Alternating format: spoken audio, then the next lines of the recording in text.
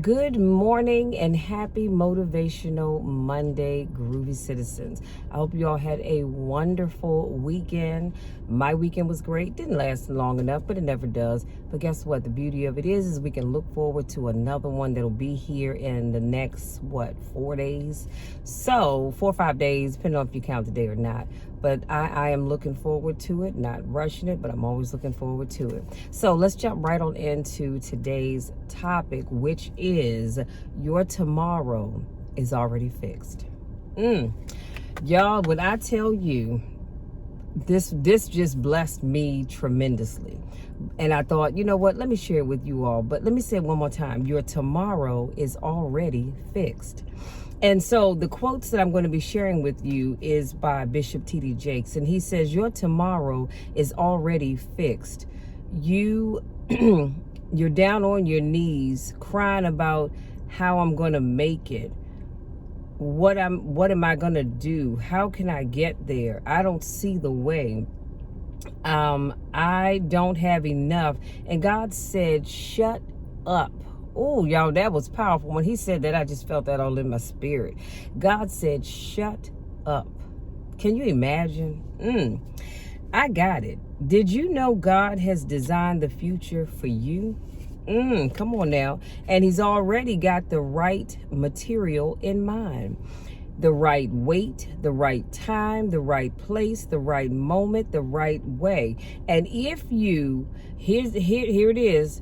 And if you would get out of God's way, come on now, y'all know we try to get in God's way, and stop trying to design your own life and plan your own future and manage your own stuff and fix yourself up and just give it all over to God and say, whatever you want me to have, I'll take it.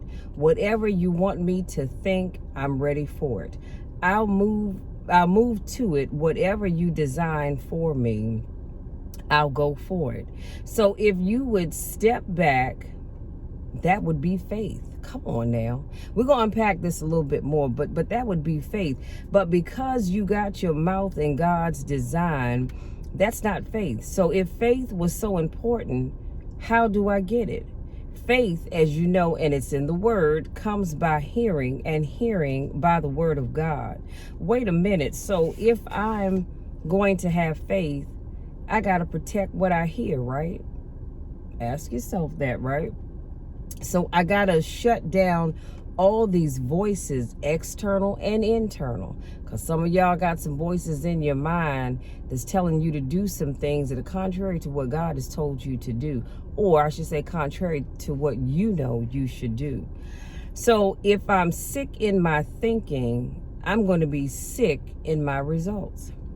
I'm going to self-sabotage everything God has for me because I'm not clear right here. See, most people are building their future around the past and how it, I'm an air quote because I like the air quote, used to be, okay? But people who are innovative build around the future and how it's going to be. Noah built an ark to the saving of his home. Excuse me, y'all, my sinuses are draining. Good grief. Hold, please.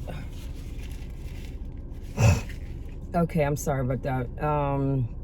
His whole house was saved because he was willing to look like a fool for a little while and let the rain catch up with it. Did you catch what I just said? Noah built the ark long before the rain came, and you all know that story. You know how the people thought Noah was just a blatant fool for building an ark for rain when they hadn't seen rain and I don't know how long. So he built the ark ahead of the rain and allowed the rain to catch up to the ark. Ooh, it'll come to you later on. It really will. Somebody listening to this video, the rain is going to catch up with you. Stay right where you are. Let them laugh at you. Let them look at you funny. Let them talk like you are a fool. Let them say it doesn't make any sense. Let the rain catch up with you. See, there is something that God has for you, and you're going to need faith to draw it out. I don't know who I'm talking to, but God has something for you, but it's going to take faith in order for you to draw that thing or those things out. Your faith doesn't create the power. It just makes it possible for you to receive the power. I'm going to say that one more again because that went clear over some of your heads. Your faith doesn't create the power. It just makes it possible for you to receive the power. So I want you to have a receiving week this week, okay? I want you to receive on a level that would blow your mind. I want you to start walking in faith and not in fear, not in doubt and not in worry and not in frustration. I want you to receive right now in your spirit. If you believe God right now, you could be a drug dealer, a gangbanger, be strung out on crack cocaine, strung out on anything out here in these streets. You can be a full-fledged alcoholic, but it doesn't matter what it is. If you believe God, He will set you free. I don't know about you, but that is a blessing in and of itself, that no matter what you're doing right now, no matter what you're going through, what you're coming out of, God can set you free if only you believe. See, your faith is what allows God to set you free. He didn't say, excuse me, I'm only going to bless those people who have been in church all their lives. He didn't say that. His blessings and his love is for everybody. Doesn't matter what you're doing, doesn't matter what you've done, what you're doing, or what you will do. God can still set you free if only you believe. So no matter what you have going on in your life, all you have to do is believe. That's it. We can have the benediction and go on home from there, because that's all you have to do is believe. But let's go back, and I want to unpack this just a little bit more, because like I said, the topic is your tomorrow is already fixed, meaning that somebody is sitting around right now and you're stressing because you have something coming up. Maybe tomorrow, could be at the end of the week, could be next week, next month, next year. I don't know, and it doesn't even really matter. But you're stressing about it, not realizing that God has already fixed whatever that thing is.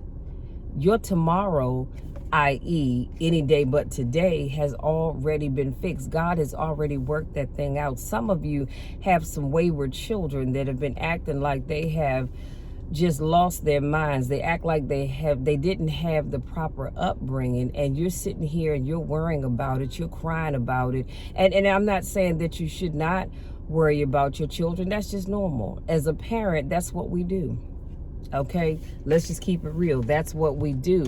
But I am saying that God has already fixed that thing. God has already fixed your son or your daughter, and has already been working on their mind. He's working on their minds right now. So you don't see anything happening.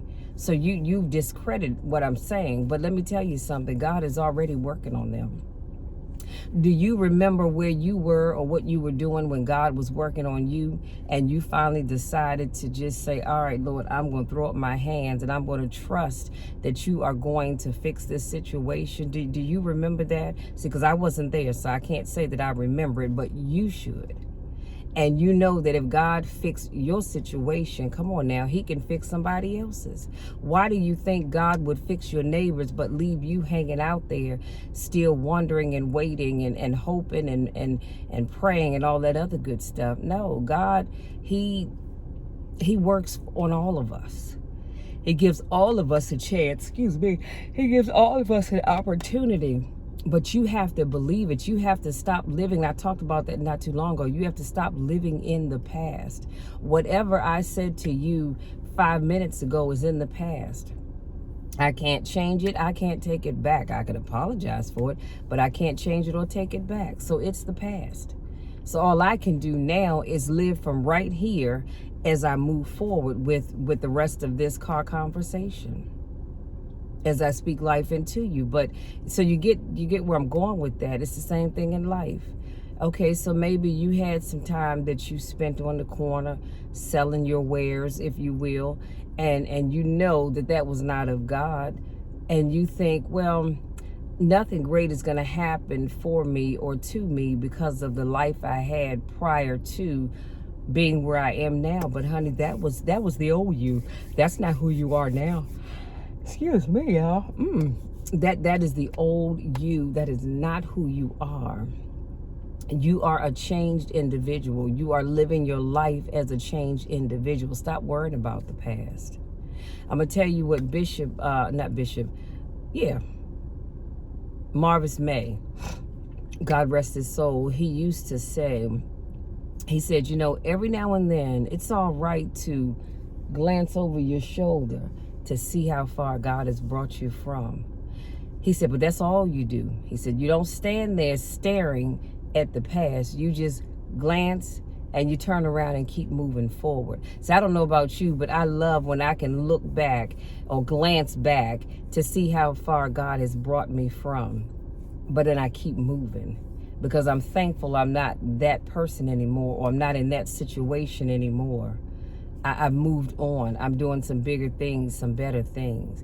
And I just want to encourage you all to do the same thing. So let me just touch on some highlights and I'm going to let you be. So the first one is where he says, and if you would get out of God's way and stop trying to design your own life and plan your own future and manage your own stuff and fix yourself up and just give it all over to God and say, whatever you want me to have, I'll take it.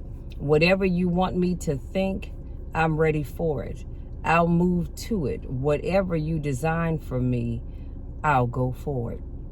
Imagine the world that we would live in if we all thought that way. See, I've come to the realization that when things that I may have had at one time, I don't have them right now, I know it's because the God that I serve has said, Michelle, guess what? I have something better for you. But in order for me to give you what I have that's better for you, I've got to take the other thing away. And I'm all right with that. That's why I can attest to saying that I've gotten out of God's way. I know what it is to say that whatever you want me to have, I'll take it, Lord, because that's been my thinking for a long time. Yeah, I may have my desires and things that I may want, but I've learned to say, Lord, whatever you would have for me, I'll take it, because I know that you want nothing but the best for me. I know that you're not going to give me anything that is not going to move me to the next level or that is going to hurt me. And I love it when he says, if you would step back, that would be faith. Do you realize that many people aren't where they could be and probably may never get where they want to be because they lack faith? And it's funny how we have faith in so many things. You have faith every time you get behind the wheel of your car and you start up that engine and you put the car in drive or reverse to get from where you are to start driving along. You put your faith in that car. So you put your faith in Chevy, because I only drive Chevys, or Cadillac or General Motors or Nissan or Hyundai or whatever it is that you're driving. You put your faith in that car every time you get into it, get behind the wheel, but you don't even think about it. But when somebody says put your faith in God, you're like, yeah, okay, I need to go out here and do what I need to do, because I need to make sure that whatever it is that I want is going to happen. But why is it that you have faith in that car, but you don't have faith in the God that created you and me? Y'all think about that one. And then another takeaway is he said, somebody listening to this, the rain is going to catch up with you. Stay right where you are. Stay right where you are. Stop thinking that you always have to do something different to go a little bit further. Stay where you are, because he's going to allow your rain to catch up with you, just like he allowed the rain to catch up with Noah and the ark that he built. There is something that God has for you, and you're going to need faith to draw it out. Like I said before, God has something with your name on it, with my name on it, with our names on it. But if we don't have faith, we just likely might miss it. I'm not going to say that he's not going to present it, but if you don't have faith, you're going to miss it, because it's going to show up in a way that you weren't expecting it. or you didn't have the faith that God will let you know when that thing comes, that that's what it is that he had for you. So you have to have faith. And no, it's not necessarily easy. It really isn't when you don't see things happening. But I promise you, if you learn to have faith, oh my goodness, your life will be so much easier. And then he said, it doesn't matter what it is. If you believe God, he will set you free. No matter what you're going through in your life right now, all you have to do is believe. So that I'm going to leave you with that thought right there. I just need you all to believe. I just need you to believe that things will get better, that trouble won't last always, that you will be in a better place. I just need you to believe. But I need you to do more than just give it lip service, okay? I don't need you to just say, oh yeah, I believe. I need you to feel it in here. Believe it up here, but I need you to feel it in your heart. And I promise you, you will see a noticeable difference. Y'all listen, that's my time, because I need to go get my breakfast on. The sister is hungry. My stomach is growling. I'm so thankful that you all can't hear it. But I just hope that something I said resonates with you and causes you to start thinking a little differently and acting a whole lot differently. Because what was my topic? Your tomorrow's already fixed. You don't have to stress and worry about it. It is already fixed. God has already worked that thing out. I need you to just sit back, believe, and just wait on him to manifest whatever that thing is that you've been waiting for, because it's already been fixed. If this is your first time watching one of my videos, I want to say welcome. Thank you so much for joining me. If this is not your first rodeo, I want to say welcome back. Y'all know I missed you when I don't get a chance to see you. You know the drill, you know the spiel. I love you all to the moon and back, and there is nothing that you can ever do about it, even on this cold 64-degree day. Well, I think it's going to go up to a high of like 74, so right now it's a little chilly for me, maybe not be for you, but guess what? There's nothing you can do about it, because I'm going to love you no matter what. Whether you're going up, whether you're coming down, whether you're going in or coming out, I am always going to love you. And you can take that check to the bank and cash it at any time, day or night, and it will always be good with me. Because if you don't have anybody else that loves you and cares about you, always know that I do. And I say that, and I mean that from my heart. I really do love each and every one of you. I could not do what I do without you all. So just know that you all mean the world to me. I love you all so much, and we will talk again on Wednesday.